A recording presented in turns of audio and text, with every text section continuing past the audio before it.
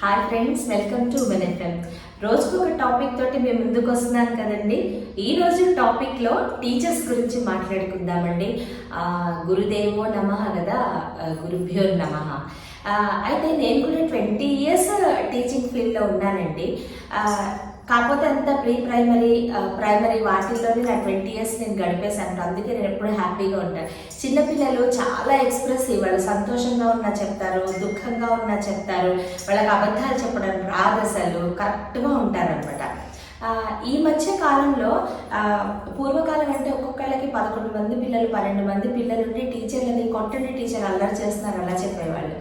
ఈ కాలంలో ఒకళ్ళు ఇద్దరు పిల్లలు అయిపోయి వాళ్ళని ఏమన్నా అన్నామంటే రెడీ టు ఫైట్ పేరెంట్స్, మరి వాళ్ళు ఏమనకూడదు. అది కూడా పిల్లలు కూడాను చక్కగా చెప్తే, ఓపికగా చెప్తే చక్కగా వింటున్నారండి. టీచర్ అంటే ఇష్టం ఏర్పడినప్పుడు ఆవిడ చెప్పేది కానీ తను చెప్పే విద్య కానీ ఆ సబ్జెక్ట్ కానీ పర్ఫెక్ట్గా వచ్చేస్తుందండి పిల్లలకి. పిల్లల ఎంత ప్రేమగా చాలా ఎఫెక్షనేట్గా ఉంటే వాళ్ళు మనం ఏది చెప్తే వాళ్ళు అదే తయారవుతారు, అదే చదువుతారు, అలాగే తయారవుతారు అనమాట వాళ్ళు. ఈ విషయం తల్లికి కూడా వర్తిస్తుందండి. చాలా తల్లి మీద కానీ టీచర్ మీద కానీ ఎప్పుడైతే ఎంత ప్రేమ పెంచుకుంటారో అప్పుడు మీరు ఎలా కావాలంటే అలా మౌల్డ్ అయిపోతారు వాళ్ళు. అంతేగాని కొట్టి తిట్టి వాళ్ళకి చిరాకు పెట్టి వాళ్ళ పేరుతో చెప్పడానికి వస్తేనే వాళ్ళ మీద చిరాకు కోపం ఇవన్నీ పెట్టుకున్నారనుకోండి, వాళ్ళు ఎవరితో షేర్ చేసుకుంటారు? ఇవన్నీ వాళ్ళు ఎవరికి చెప్పుకుంటారు? మన పెద్దవాళ్ళకి షేర్ చేసుకోవడానికి మనకి బోల్డంత మంది ఉంటారు. ఇవాళ రేపు ఎప్పుడు ఫోన్స్లోనే ఉంటారు కదా పెద్దవాళ్ళు. మరి చిన్నపిల్లలు ఎవరితో చెప్పుకోవాలి? వాళ్ళకి బాధ వచ్చినా, దుఃఖం వచ్చినా, సంతోషం వచ్చినా వాళ్ళు షేర్ చేసుకోవాలి.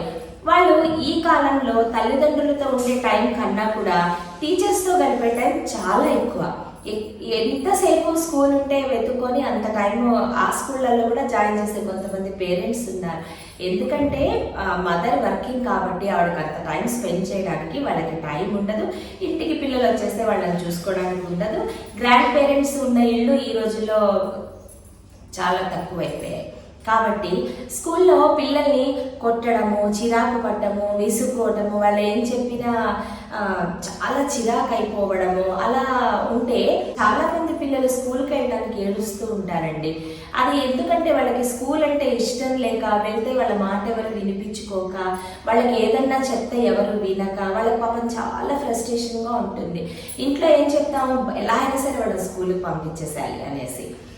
టీచర్స్ కూడా ఏమైందంటే వాళ్ళని కూడా తప్పు పట్టడానికి లేదు. ఒక క్లాస్లో 20 members కన్నా ఎక్కువ టీచర్ మేనేజ్ చేయలేదు.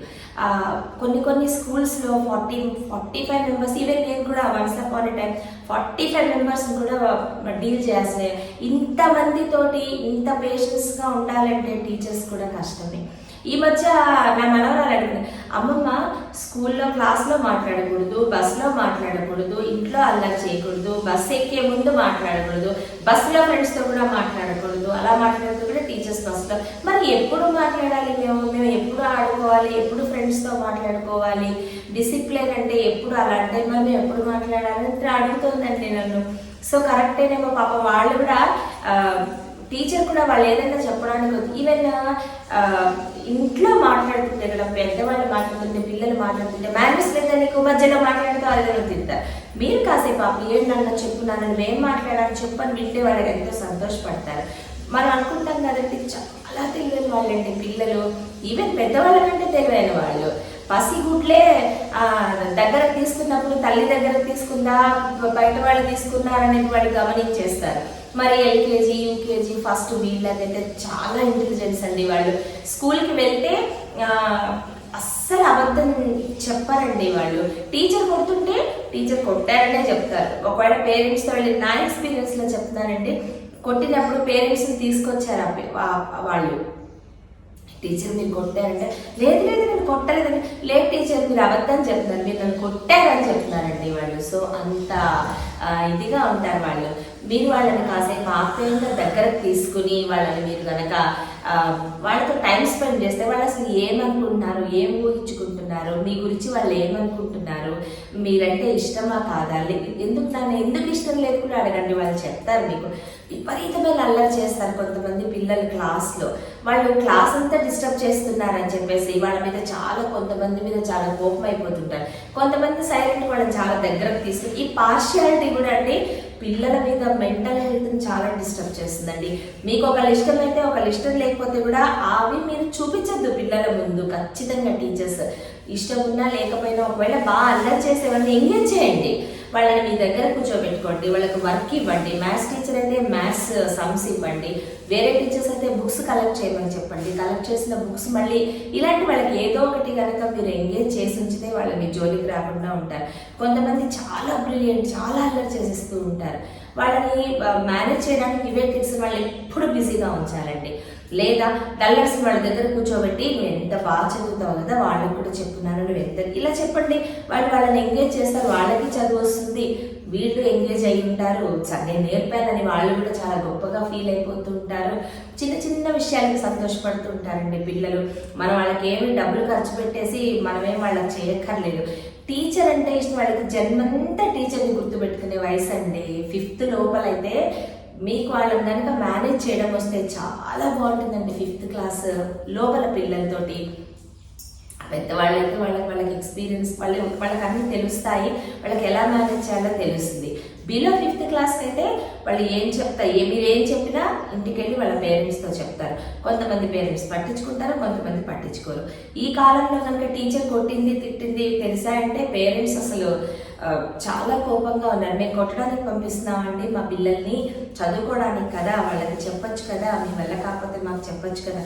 టీచర్స్ స్కూల్లో ఉన్నప్పుడంతా టీచర్స్దే బాధ్యత, ఇంట్లో ఉన్నప్పుడంతా తల్లిదండ్రులదే బాధ్యత. టీచర్ ఇంట్లో వీళ్ళు వినట్లేదు, వీళ్ళు 12 వరకు టీవీ చూస్తారంటే మీరు చూస్తే వాళ్ళు కూడా చూస్తారు.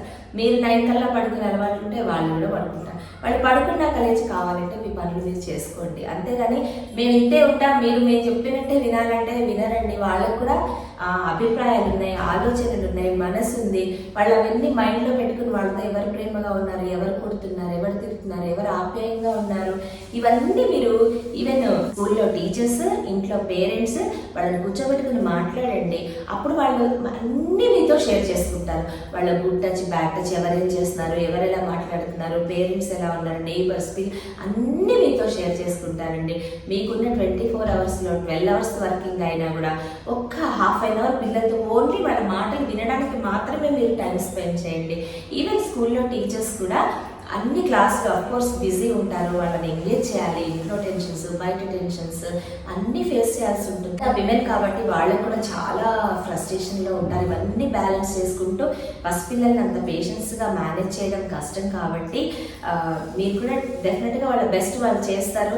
ఇంట్లో పేరెంట్స్ కూడా టీచర్ కొట్టింది, ఎందుకు కొట్టింది, నువ్వేం చేస్తే నిన్ను అన్నారు, నెక్స్ట్ నుంచి నువ్వు అలా చేయకు, టీచర్ని విసిగించకు, నీవు చెప్పు అని ఇటు వీళ్ళు చెప్తూ టీచర్ బ్యాలెన్స్ చేసుకుంటూ ఉంటే మంచి జనరేషన్ని మనం క్రియేట్ చేయగలమండి. ఇంట్లో తల్లితో ప్రతిదీ షేర్ చేసుకునేంత స్వేచ్ఛ మాత్రం మీరు వాళ్ళకి మొదటి నుంచి కల్పిస్తే అసలు ఆడపిల్లలు ఫ్రెండ్స్ అని బయటకని వెళ్ళరు. ఎప్పుడు మదర్తో ఉండి వాళ్ళు హ్యాపీగా ఉంటారు, మిమ్మల్ని హ్యాపీగా ఉంచుతారు కూడా.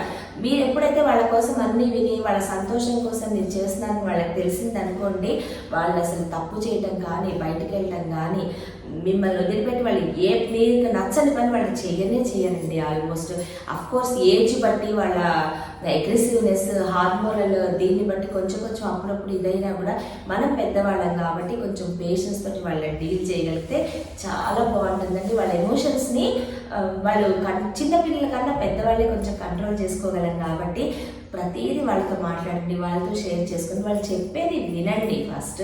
ఇది నేను చెప్దాం అనుకున్నానండి. టీచర్స్ అందరికీ శుభాకాంక్షలు. Thank you so much. ఈ వీడియో కనుక మీకు నచ్చినట్లయితే please like, share and subscribe to our women FM. Thanks for watching.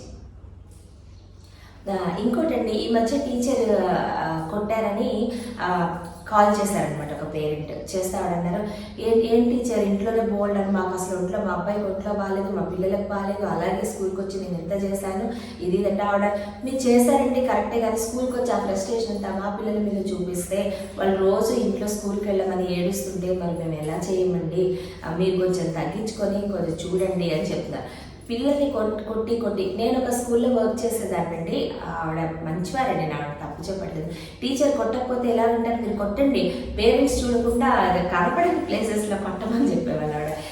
నేను జాబ్ మానేస్తాను కానీ పిల్లల్ని కొట్టేదైతే నేనన్నా సమస్య లేదు టీచర్, నేను కొట్టను మేడం నేనని చెప్పాను. అలాగే పిల్లల్ని కొట్టకుండా వాళ్ళని చూస్తే సండే కూడా ఏడ్చేవాళ్ళండి. స్కూల్కి వెళ్తారండి పిల్లలు, అంత ఇష్టపడతారు స్కూల్కి వెళ్ళడానికి. వాళ్ళు ఇష్టం లేదు, వాళ్ళు ఏడుస్తున్నారు ప్రతిరోజు అంటే తప్పకుండా వాళ్ళతో మాట్లాడండి. వాళ్ళకి స్కూల్లో ఏదో ప్రాబ్లం ఉంటుంది, లేదా స్ట్రిక్ట్గా కోపంగా చెప్పే పిల్లల్ని, చంటి పిల్లలు ఇష్టపడరు వాళ్ళని, ఈవెన్ ఎవరి దగ్గరికి వెళ్ళడానికి వాళ్ళు అలా ఇష్టపడరు. మీరు ఇది కూడా గమనించుకోండి. పిల్లలు చెప్పేది వాళ్ళు రోజు ఏడిస్తే వాళ్ళని మనం ఒకసారి ఆలోచించాలన్నమాట. మీరు బాగా చూసుకుంటే పిల్లల్ని తిరిగితే కూడా మా టీచరే మంచిది, ఏమంది నువ్వే తింటావు అంటారు పిల్లల్ని. అందుకని ఫస్ట్ పిల్లల్ని అసలు కొట్టడం తిట్టడం అలాంటివి చేయకుండా ప్రేమగా వాళ్ళని నక్కుని చేర్చుకుని చెప్తే మీరేం చెప్తే అదే నేర్చుకుంటారు, ఏం చెప్తే అదే చదువుకుంటారు. మీరు ఎలా కావాలంటే వాళ్ళు అలా వింటారండి. బెస్ట్ మార్గం ఇదే, నేను చెప్తున్నాను ఎక్స్పీరియన్స్లో. వాళ్ళు చెప్పింది మీరు చెప్పినట్టు అలా వాళ్ళు వినాలంటే మీరు వాళ్ళతో ఎఫెక్షన్గా ఉండి వాళ్ళు ఏం చెప్తున్నారో మీరు కూడా వినాలి.